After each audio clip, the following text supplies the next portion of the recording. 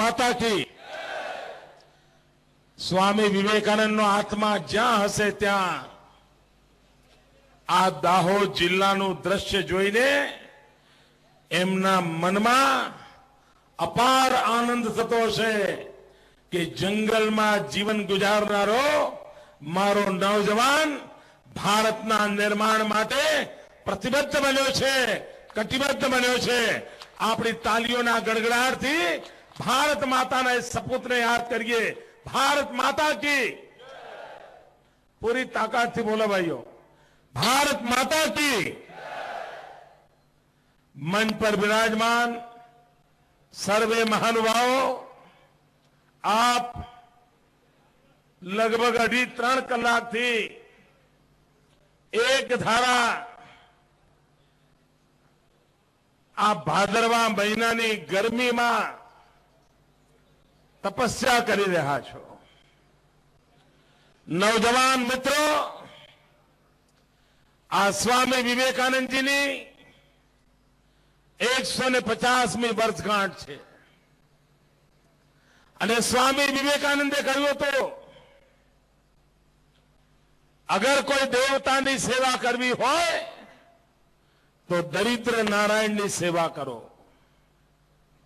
અને દરિદ્ર નારાયણની સેવા કરવાના સંકલ્પ સાથે સ્વામી વિવેકાનંદના સપનાને પૂર્ણ કરવાના ઈરાદા સાથે ભારતીય જનતા પાર્ટીની ગુજરાતની સરકાર આદિવાસીઓના કલ્યાણને માટે, આદિવાસી યુવાનોને રોજગારની તક મળે એના માટે अनेकविध भविष्यना सपना साकार करनारी योजनाओं साथे कर्तव्यरत है। भाइयों बहनों, आ दाहोद जिल्लानी ओळख शुं हती भूतकाळमां? दाहोद जिल्लाने लोको क्यारे याद करता था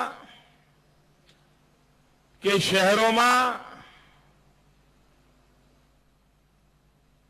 गरम गरम डामर ने रोड पर पाथरवानो होय, आग जरती गर्मी होय, काम करी शके, टकी शके एवो मजदूर बजार में मळतो न होय, त्यारे कॉन्ट्राक्टरो दाहोदना जंगलों में आवीने अहीना जवानियाओने रोडना काम करवा माटे गुजरात ने खूणे खूणे लई जता था। आ गुजरात में जो रोड देखाय छे एमां भाग्ये ज कोई रोड एवो हशे जे रोडना निर्माण में दाहोदना जवानियानो परसेवो न पड्यो होय एवो एके रोड नहीं होय। भाइयों बहनों, दाहोदना जवानोए, दाहोदना मारा आदिवासीओए गुजरातना तो रस्ता बनाव्या अने रोड पर फूरफाट गाड़ियों पण दौड़ी, पण शुं मारा दाहोदना जवानियाओ आ काळा डामर रोड ज बनावता रहे? ए दिवसों गया। मारे हवे दाहोदना आदिवासीओ द्वारा गुजरातना विकासनो रस्तो कंडारवो छे। आ काळा डिमांग रोड मांथी विकासना रोड पर आवे एना माटेनी मैं मथामण आदरी छे, एना माटेनुं काम आदर्युं छे।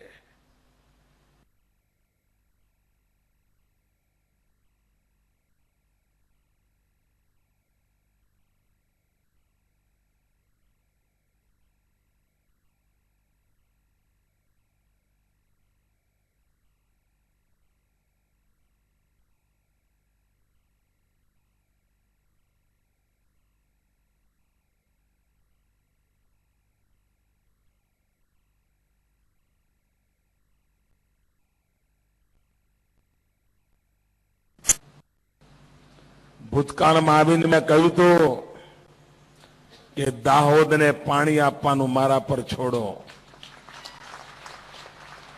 ભાઈઓ બહેનો, અબજો રૂપિયા લગાવીને પાણી લાવવા માટે લાગ્યો છું કે નથી લાગ્યો? આપ મારા પર ભરોસો, આપના સપના સાકાર કરવા માટે એડી ચોટીનું જોર લગાવીશ. અને તેથી આજે કહું છું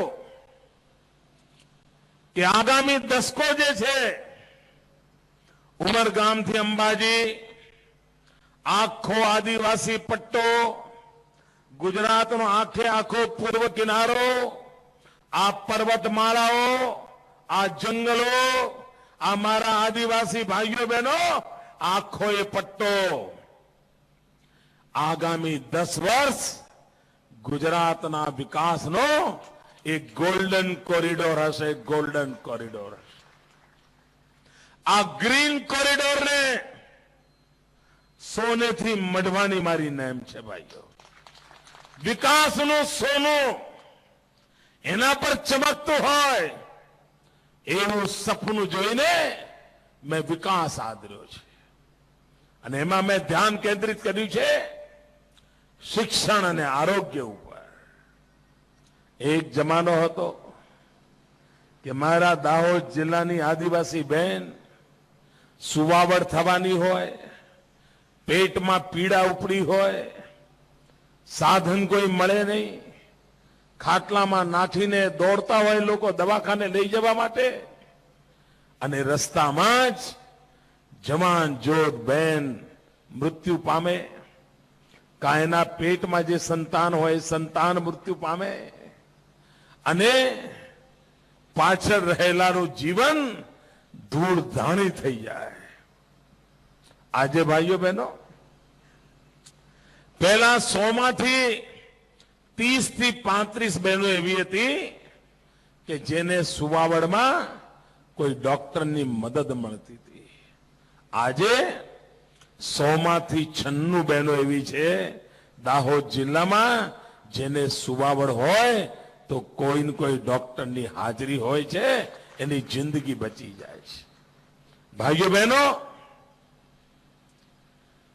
આ 108 એક સમય હતો, કોઈ માંદું હોય, એક્સિડન્ટ થયો હોય, સાપ કરડ્યો હોય, દવાખાને પહોંચવું હોય તો રિક્ષાવાળો પણ પૈસા લીધા વિના લઈ ના જાય.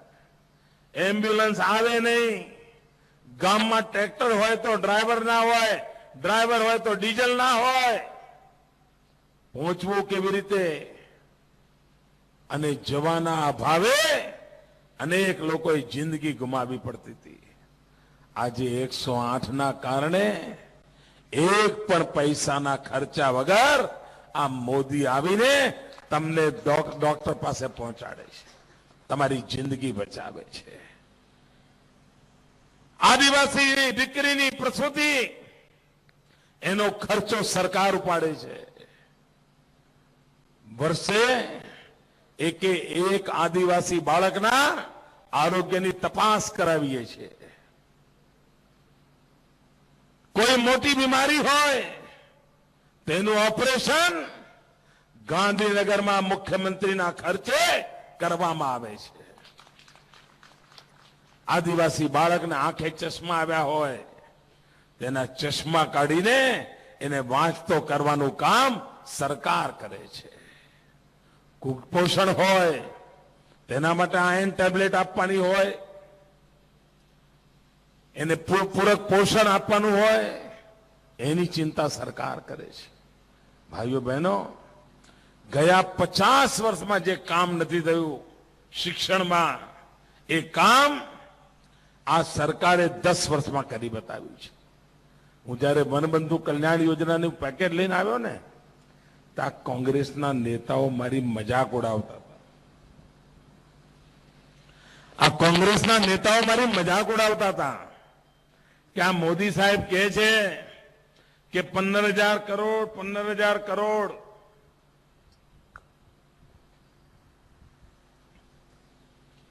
પણ 15,000 કરોડ કયા બજેટમાં છે? જરા બતાવે તો ખરા. અને હું કહેતો તો ભાઈ તમે જોતા રહો, હું 15,000 કરોડ ધરતી પર ઉતારીને રહીશ. આજે મારે ગર્વ સાથે કહેવું છે, મેં વચન આપ્યું હતું 15,000 કરોડનું, અને ધરતી પર ઉતાર્યા 18,000 કરોડ રૂપિયા. ભાઈઓ બહેનો, અને આ વખતે મેં પેકેજ આપ્યું છે 40,000 કરોડ રૂપિયાનું. જે લોકો 15,000 કરોડની વાત કરતો હતો અને પ્રશ્નો ઉઠાવતા હતા, એમના મોં પર તો ઇટલીનું તાળું લાગી ગયું છે. બોલતા બંધ થઈ ગયા છે, બોલતા બંધ થઈ ગયા છે. 40,000 કરોડનું. ભાઈઓ બહેનો, શિક્ષણમાં ઉમરગામથી અંબાજી 12મા ધોરણની નિશાન નહોતી ભાઈઓ, વિજ્ઞાનની.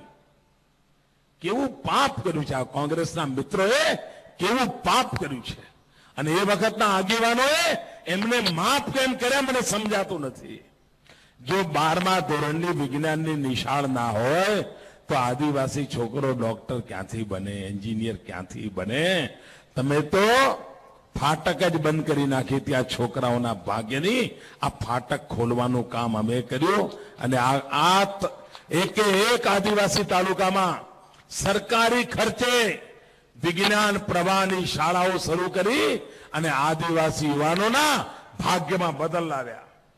33 આઈટીઆઈ એકલા આદિવાસી વિસ્તારમાં, 95 સાયન્સના 12મા ધોરણની શાળાઓ, 51 ગવર્મેન્ટ કોલેજો. એક કોલેજ હતી, માત્ર એક કોલેજ હતી.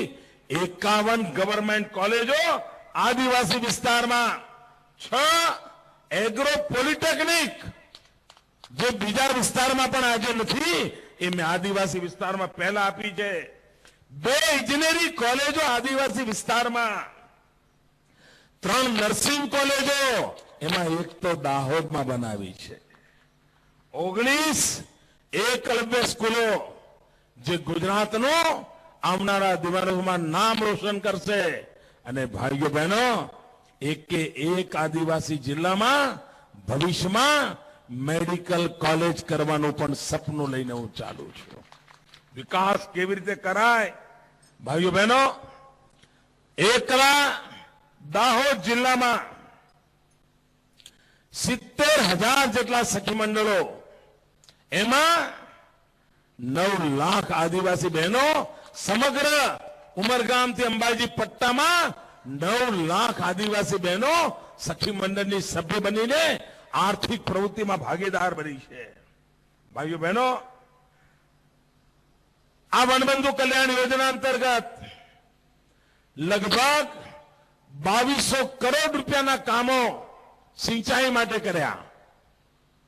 અને એના કારણે આદિવાસીઓમાં 2 લાખ હેક્ટર ભૂમિમાં સિંચાઈની સુવિધા ઉભી થઈ અને ખેતીની અંદર સુધારો થયો.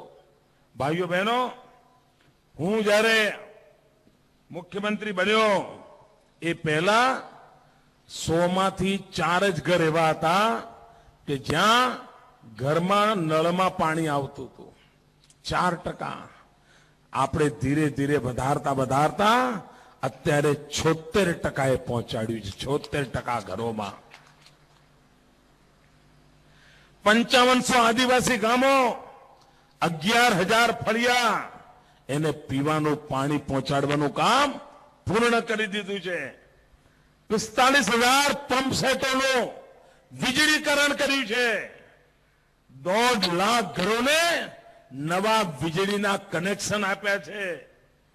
80 વનવાસી બંધુઓ આજે મારા વિદેશમાં ભણી રહ્યા છે. કોઈ પાયલોટની ટ્રેનિંગ કરી રહ્યા છે, કોઈ પીએચડી કરી રહ્યા છે. આદિવાસી યુવકો દુનિયાની અંદર ગયા છે. મારે દાહોદ જિલ્લાના યુવાનોને એ વાતના પણ અભિનંદન આપવા છે કે એમણે ખેલકુંભ મહાકુંભમાં સૌથી વધારે ગોલ્ડ મેડલ મેળવવાનો વિક્રમ કરી બતાવ્યો છે. 13 ગોલ્ડ મેડલ એકલો દાહોદ જિલ્લો લઈ આવ્યો. 11 સિલ્વર મેડલ દાહોદ જિલ્લો લઈ આવ્યો.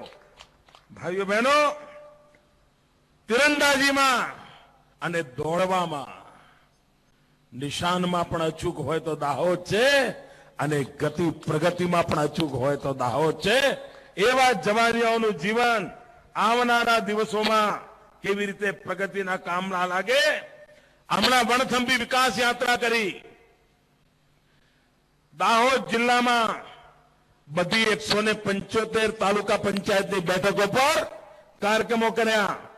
210 કરોડ રૂપિયાના કામો કર્યા અને લગભગ 4000 કામો. 210 કરોડ રૂપિયા એટલે અરે ભૂતકાળમાં તો રાજ્યમાંથી 1 કરોડ રૂપિયા આયા હોય ને તો એ વાજા ગાજા વાગતા હતા. એ જિલ્લામાં 210 કરોડ રૂપિયાના વિકાસના કામો એક જ કાર્યક્રમમાં. આ ભૂતકાળમાં ક્યારેય નથી બન્યું. આ ગુજરાતે કરી બતાવ્યું છે. ભાઈઓ બહેનો, ગરીબ કલ્યાણ મેળામાં 700 કરોડ રૂપિયા આ એક જિલ્લામાં આવ્યા છે.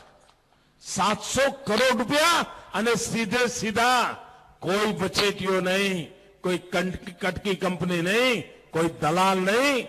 ગરીબ આદિવાસીના પાસે સીધા સીધા પૈસા પહોંચ્યા છે. ભાઈઓ બહેનો, ગઈકાલે પ્રધાનમંત્રી બોલ્યા.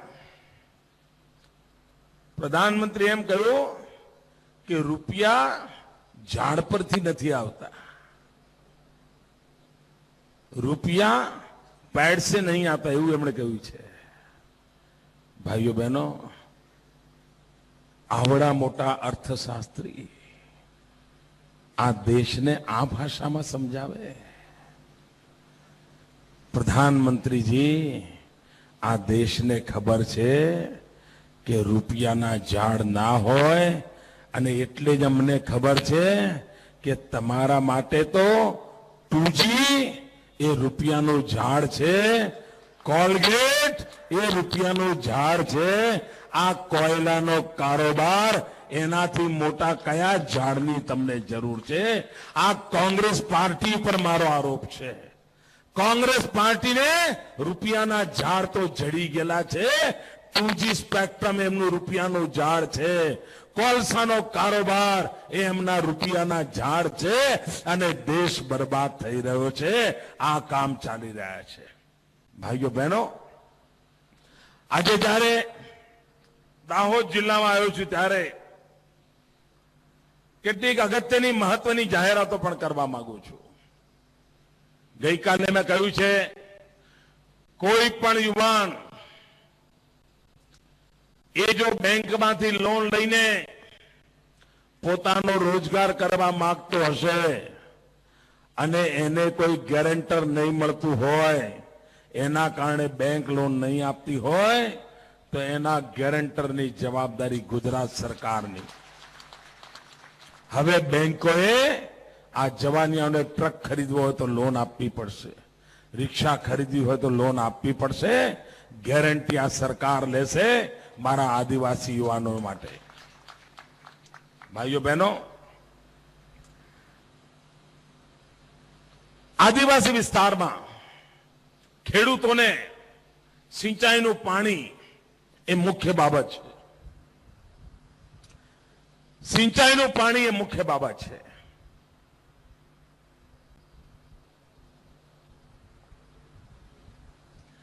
અને સિંચાઈની વ્યવસ્થા માટે કેટલીક મહત્વની જાહેરાત આજે આપણા માટે કરવા માંગુ છું. નર્મદાના પૂરના વધારાના પાણીને લગભગ 650 કિલોમીટર લાંબી પાઇપલાઇન નાખી વડોદરા, પંચમહાલ અને દાહોદના આદિવાસી વિસ્તારોના લગભગ 700 ગામોમાં ખેડૂતોના ખેતર સુધી પાણી 2 લાખ એકરમાં સિંચાઈ અને એનો ખર્ચો થશે લગભગ 3,500 કરોડ રૂપિયા. આખી ગુજરાત સરકારનું બજેટ ભૂતકાળમાં નહોતું એટલું બજેટ આ આદિવાસીઓના ખેતરમાં પાણી પહોંચાડવા માટે આપવામાં આવશે. ભાઈઓ બહેનો, પંચમહાલ દાહોદના આદિવાસીઓ કન્સ્ટ્રક્શનના વ્યવસાયમાં પણ ખૂબ મોટું કામ કરી રહ્યા છે. એમના કૌશલ્યવર્ધન માટે રોડ અને મકાનના કન્સ્ટ્રક્શનની આધુનિક ટેકનોલોજી શીખે માટે દાહોદ અને પંચમહાલમાં કન્સ્ટ્રક્શન ટેકનોલોજી માટે થઈને નવી ઇન્સ્ટિટ્યુશન ઉભી કરવામાં આવશે. એના કૌશલ્યવર્ધન માટે તાલીમની સંસ્થાઓ ઉભી કરવામાં આવશે. એટલું જ નહીં, અહીંથી જે આદિવાસીઓ શહેરોમાં રોડના કામ માટે જાય છે, મકાન બાંધકામના કામ માટે જાય છે, એમના બાળકો માટે અલગ આંગણવાડી, એમના શિક્ષણ માટે શાળાઓ અને એમના રહેવા માટે રેઇન બસેરા આ વ્યવસ્થાઓ શહેરોમાં કરવામાં આવશે, જેથી અહીંના જેલ આદિવાસીને ફૂટપાથ પર જિંદગી ગુજારવી ન પડે, એ સુખેથી જીવન જીવી શકે, આ વ્યવસ્થા કરવામાં આવશે. ભાઈઓ બહેનો, આ સ્વામી વિવેકાનંદ 150મી જયંતિ નિમિત્તે આ વિશાળ જે યુવા પરિષદમાં નવજવાનો આવ્યા છે. ભાઈઓ બહેનો, ગુજરાતને ભવ્ય દિવ્ય બનાવવું છે, એમાં મને આપનો સાથ સહકાર જોઈએ. આટલી મોટી સંખ્યામાં પધાર્યા, આપનો ખૂબ ખૂબ આભાર. ભારત માતા કી, ભારત માતા કી. ખૂબ ખૂબ આભાર માનનીય મુખ્યમંત્રી શ્રી આપનો.